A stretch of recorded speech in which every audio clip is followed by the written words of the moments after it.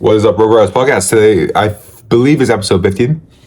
And this is episode. Welcome to Eddie's room. Today, we'll be discussing failure, resilience, and self-belief. Let's first delve into, let me fix the camera, understanding failure.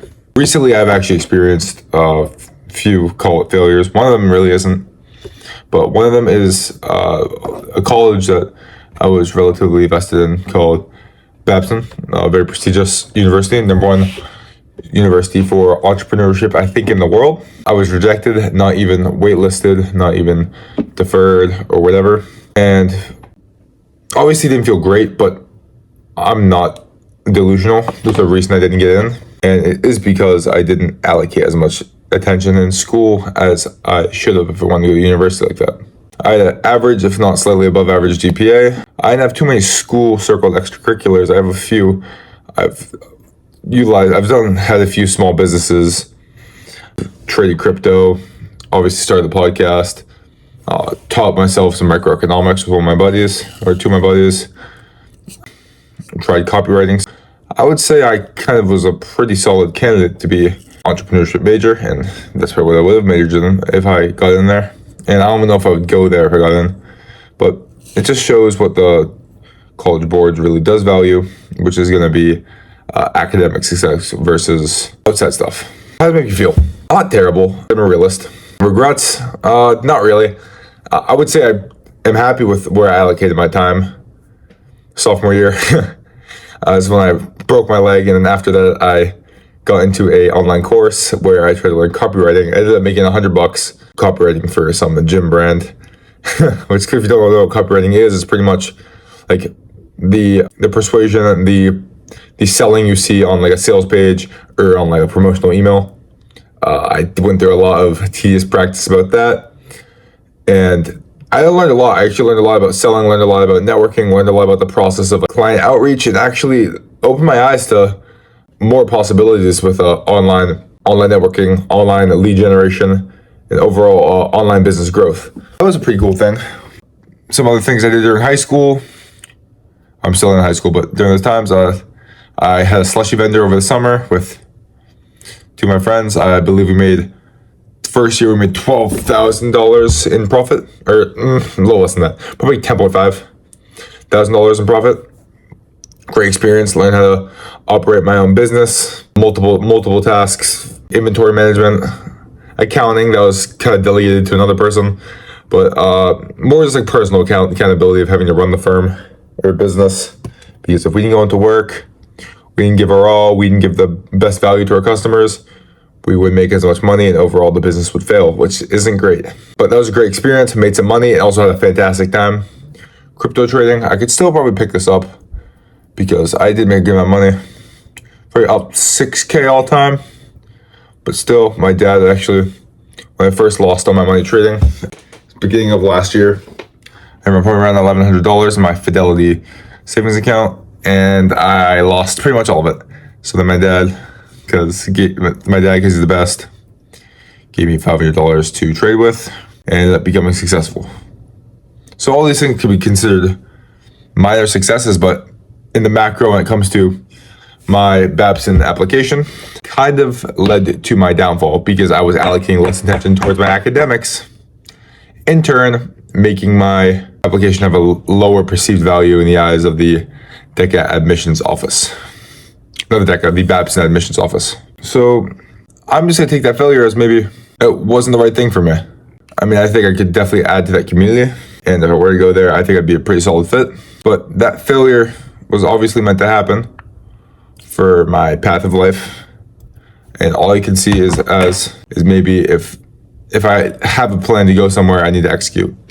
And my plan to go to a university like that was later in my high school career, and I didn't have enough time to play catch up with my GPA. And another failure I experienced, not necessarily a failure, but I was relatively invested into going to the United States Coast Guard Academy. I was pretty fixated on going there for a while, and I recently got my application back. I applied early action, and what happened with my application, it was I got a conditional appointment. What does that mean? So a normal appointment is pretty much I get into the university, I go the next year, woohoo, it's great.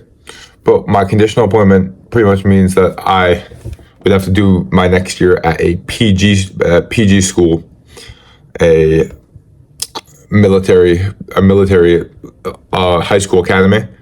Post-grad year, get my academics up, probably take calculus and physics again, make my academics better, and then I would get an appointment after that year. So that is obviously a great opportunity, but it doesn't feel great that I didn't get fully appointed. I thought my application was amazing. I thought I fit the role perfectly to go to university like that. All I do is try to keep myself disciplined all day. All I do is try to honor myself by maintaining good virtue, being a good human, prioritizing fitness. I don't drink, I don't smoke. I'm a pretty proud American, and overall I want to be a contributor to the world and the country as a whole. But once again, my GPA wasn't strong enough. My GPA, which was pretty mediocre, like I said. I think it's a 4.2 weighted. I think it's a 3.5 unweighted. So it's like not terrible. But what can I possibly be mad about? It's just the way things work. It's what happened in my life. I could take that failure as maybe something to build off of. Maybe it can be seen as an opportunity if maybe that wasn't the right thing for me. Or maybe I do take the opportunity and this 1 year my PG is going to be the best possible thing ever. And I'll end up becoming even more successful because I'll already have that nod that maybe I need to work harder in school. Maybe I need to put more attention towards my studies. But I find it just very difficult because my passion isn't towards learning calculus, not towards learning physics. I would say my passion's mostly towards things like fitness, inspiring people, marketing, lead generation, entrepreneurship, 100% entrepreneurship. I would love to be an entrepreneur, and I think it's kind of inevitable that it will happen. So perhaps these two failures could be a kind of sign that maybe I need to start pursuing entrepreneurship right now or right after my high school ends. But that's what failure really is. It's just an inevitable sign. And I think when people perceive failures as a reason that they suck and they should give up isn't good. Like, whenever I personally fail, these two failures I have, I'll have to kind of take a step back, see why I failed, what went into the failure. And overall, don't use the failure as a reason for me to give up, but use what I learned from the failure to keep on moving and iterate on my past shortcomings. So if I was super fixated on college, which I would say I wasn't my entire high school career, maybe I should have hedged against that risk and kind of diversified my attention and made sure I had a higher likelihood of better opportunities. But what is going to kind of override failure? What's going to override things that make you feel discouraged, make you feel like you're not enough? I would say it comes with the idea of having a ultimate belief in yourself. A belief in yourself that can stimulate resilience in your ideology. I got a quote from Jodi Picoult. The human capacity for burden is like bamboo, far more flexible than you'd ever believe at first glance. So, when you when you experience failure, the only thing you can do is take that failure head on and grow from it. Resilience is being able to take hardship, take all the bullshit, go through the fire and come back better. And it can kind of be even brought down to the micro level. If you personally go through voluntary discomfort, things like waking up early in the morning, taking cold showers, working out every single day, working when you don't want to work, you're going to be strengthening that resilience muscle in your brain. The muscle that rejects fun, rejects the pleasure that your brain wants to pursue, and end up being able to override that and go through that difficult shit that you need to do. And when you inevitably do those difficult things, and you condition your brain to get used to those difficult things, everything else will be so much more easier.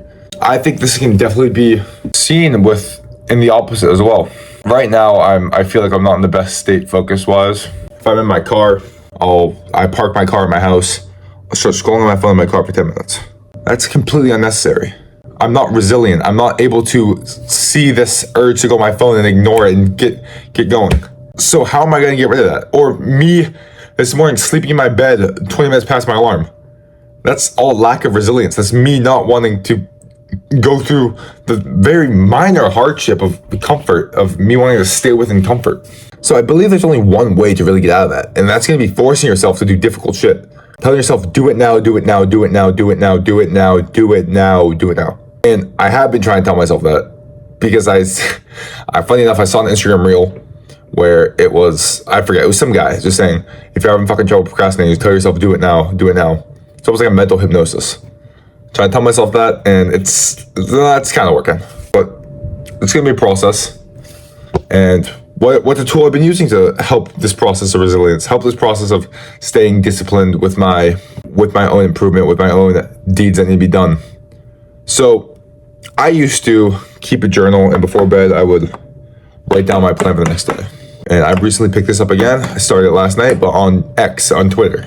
I did it until 5 p.m. And although I didn't even look back at the schedule throughout the day, me doing it the night before kind of left a print on my subconscious that I have shit I gotta get done, and I don't really got time for any BS. I don't got time to go on my phone for 20 minutes when I have free time. I gotta edit a video and post on the Road Grads podcast. Yes, sir.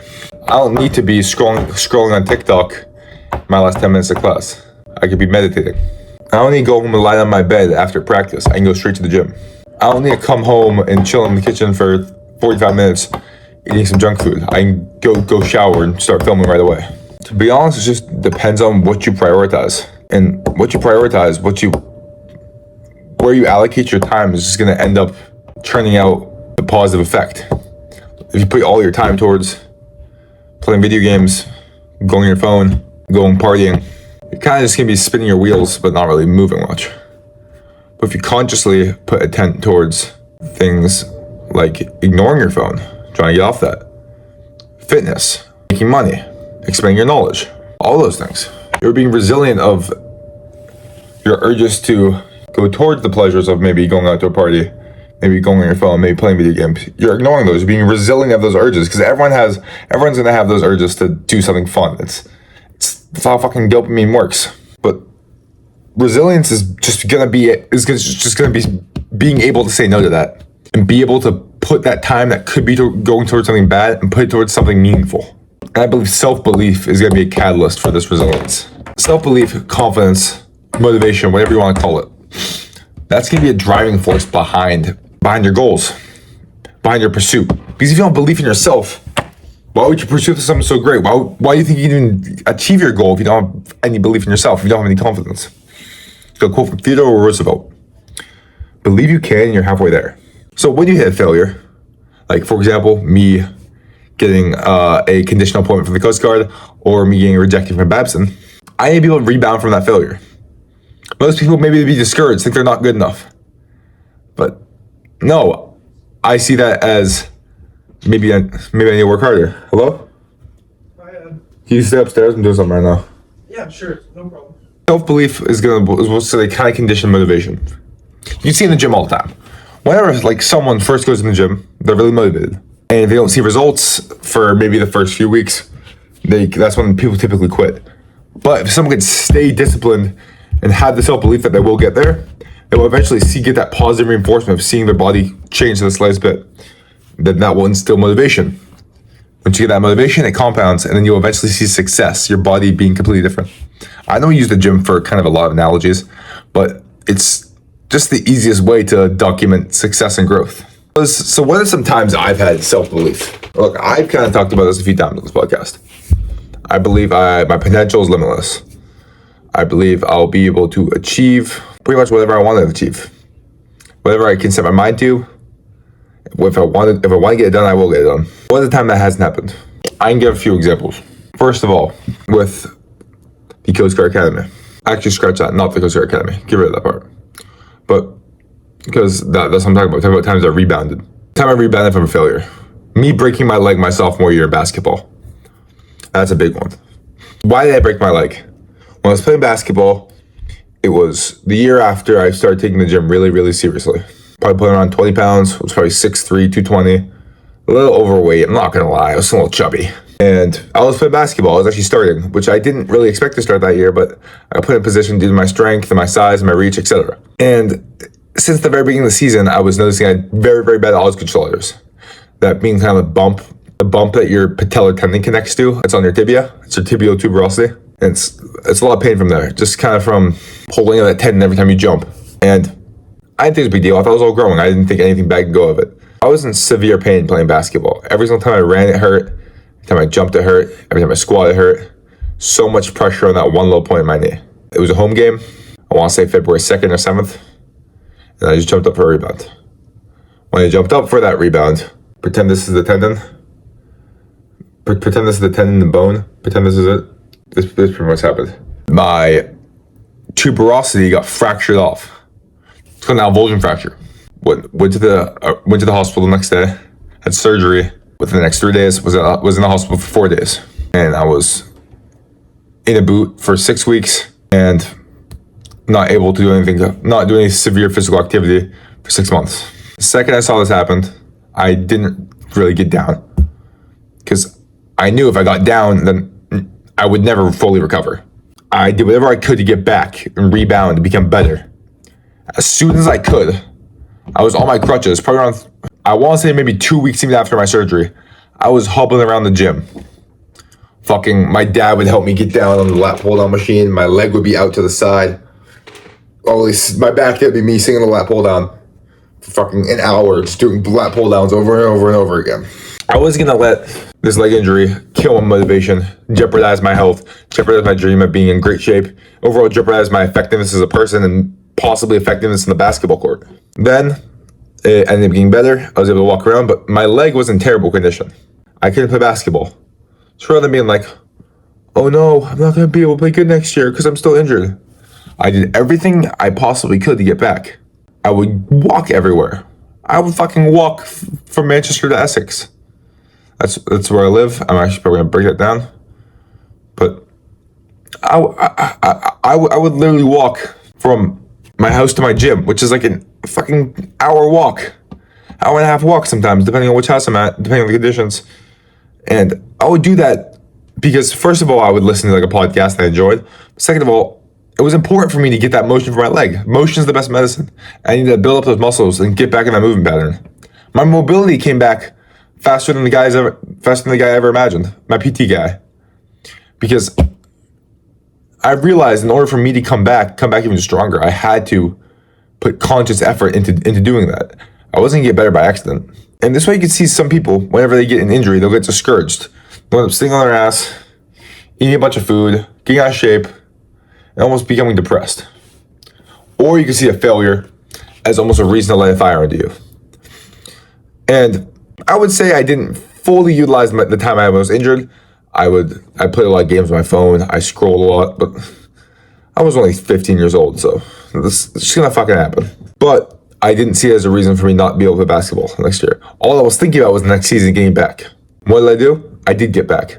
Even with some more hardships, my knee ended up getting infected. The stitches in that point got infected, so it was super, super, super swollen all the time. It looked fucking disgusting. And I was out again. But what did I do when my knee was infected? Even though I wasn't supposed to, I knew I had to kind of get used to a movement pattern similar to basketball. So I had a heavy jump rope, and I'd wake up in the morning and jump rope. I would say my junior year, pretty much every single day before school for the first 2 weeks, because I was so limited in the motion I can do, at least like with straining up my knee under, doing something like jump rope, which was pretty much mostly just elastic work on my quads and my fascia, and maybe a little, and kind of inadvertently worked the knee joints and the hips and etc. because I would do single leg. I was finding the time even when I was in fucking terrible conditions to try to get back to where I was. So these failures, all they did was just light a fire in me to work harder and get back to where I need to be. And I think that's what failure is. Failure is just gonna be a setback that can highlight your weaknesses, highlight what you need to work on, and overall help you build character. If no one ever experienced failure, they're gonna think life is all sunshine and fucking rainbows. To be honest, it's not. Going through hardships is gonna happen, and those hardships are 100% necessary for you to grow. I know I've related this back to David Goggins and stuff. I've talked about that guy a lot, but dude went through so much fucking shit in his life. He had no fucking direction. So what do? He decided to fucking turn his life around and do the hardest fucking thing possible. Became a Navy SEAL. And after he went through all of that fucking adversity, all that fucking negative energy through that adversity, he came out a completely better person. That can kind of be the same thing as failure. Failure can be fucking, maybe not voluntary adversity, but it's adversity that is bestowed upon you by God, greater purpose, whatever you want to say, in order for you to learn a lesson, in order for you to work harder. And if you're not willing to get back up after a failure, you're never going to actually be successful because you're going to give up super easy. And and I'm going to stop calling it a failure, but a setback. You're never going to be able to come back from a setback. the only time a setback turns into a failure is when you quit. And I don't find myself to be a quitter. If I find for something that's valuable to me, and I think allocating time towards there is worthwhile, I will completely shut everything out and put time towards there. You see that with me in the gym with fitness. This past summer with basketball, I became a lot better at basketball because I really wanted to make sure my team was good this year. I wanted to make sure I got better because I wasn't satisfied with what happened last year, us losing. That failure, yet again, us losing, highlighted my weaknesses, highlighted what I need to work on. And rather than saying like, oh, I won't get better, might as well stay at this role, whatever, I noticed what I wasn't good at and I worked on it. And me having self-belief is the reason I was able to recover from those failures. To have the confidence that I can take myself out from those setbacks, pull myself out of the hole, and overall reach a new point. And what's in conditioned self-belief? Obviously, me having very positive role models. My father's, I think, is a great role model. I have great friends. My coaches that are very positive towards me. And my mother, who's very positive towards me. I would say from a young age, they conditioned me, telling me I could pretty much do anything. And I'm very lucky for that, because maybe me finding confidence is going to be a lot easier. And I also can't say that I'm not genetically blessed. I'm 6'6". I'm relatively also building the genetics. I would say I'm rather intelligent. Maybe me having self-belief, it's gonna be a lot easier for me because I've led a pretty much not easy life, but privileged life just based on the circumstances I was born in. Maybe me having self-belief is gonna be a lot easier than others. I can't be ignorant to that fact. But still, it's all gonna be boiled down to what type of content you consume and what information you consume. If someone tells you you're a piece of shit 24/7, you can't accomplish anything, maybe that self-hypnosis is going to happen. But I actually saw something the other day about almost hypnotizing yourself. Telling yourself, I am strong, I can do this, I can do this, I can do this. Look at yourself in the mirror. And telling yourself, you can fucking do it. Because if you do that, even if it is fucking astronomically impossible, as long as you have the fire to at least try to achieve it, you're going to be able to find fulfillment. Because you don't get fulfillment from getting the goal. You get the fulfillment from the progressive realization of that goal, the journey. That's why the guy Sisyphus pushing up the rock can be considered happy, because he's content with the circumstances. He has to push the rock up. And the only thing he can do is enjoy that journey and do it to his maximum effort. That might have been weird. I might have butchered that a little bit, but still. What are some tips and strategies I have to deal with failure? First of all, see why you failed. Second, you fail, take a step back. You didn't fail for no reason. You definitely failed for a reason. So see where your shortcomings were. If you can't iterate and improve on that fact, then do it. In my case, with my colleges, there's not really much I can do right now, except maybe be more aware of opportunities in the future and game plan better. But if I were to do it all over again, maybe I would definitely allocate more time in school so I had more doors open for myself. With my leg, what did I learn from that? I learned that I should have been leaner for the basketball season. And what did I do next year? I made sure I came in being leaner, having better mobility, stronger connective tissues, and that's all I worked on. Now, I believe I'm the perfect blend of strength and leanness. Maybe for basketball, I'm probably a little on the heavier side, but still. Me getting injured highlighted the fact that I wasn't in basketball shape. And then the next year, I was able to get into better shape, not even peak shape, but get into better shape, which allowed me to play with more longevity, allowed me to play with more effectiveness, and allowed me to play with more fun and less risk of injury. And how did I do that? By going through a process of having a avid mobility routine, hitting the gym, doing PT, playing basketball, at least for the basketball side of things. And what did I need to do that? I needed to have resilience. I needed to be able to ignore all the other pleasures I could be indulging in, like going out, playing video games, scrolling on my phone, etc. I had to be able to have the resilience to ignore that and exercise that no muscle in my brain to prioritize the things that were actually important to my growth. Resilience can not only be going through hardships, but resilience can be ignoring the distractions in life, being resilient of that. But also the almost like depression that could have been bestowed upon me by my injury. If I were able to give shit up and say I have fucking no meaning anymore because my leg is broken, I need to fucking give up, I probably wouldn't feel good. And if I didn't have any resilience, that probably would have happened. And that's why you kind of need to just look at everything in a positive light. Everything happens for a reason. God has a plan for you if you believe in God, or the divine entity in the world, if that's what you believe in, or if you don't believe in anything. If you believe in destiny, or you're a fucking nihilist, I don't know. But I personally believe that everything happens for a reason. If you know that the setback, or you know that even the good thing is a part of your plan, that's all you can be content with. You're not going to be able to control what happens to you always. And when it does happen to you, the only thing you can do is take it, dissect it, iterate on it, either improve it and not let it get you down. Because the only thing you do is control the present. You can react to the situations that bestow upon you and try to prepare for the best things to happen. This is what I encourage for you guys. If you guys fail, if you guys went through a hardship, don't get discouraged. Break it down and figure out a way you can bounce back and become even better. This was actually a very fun solo episode. Have a great day.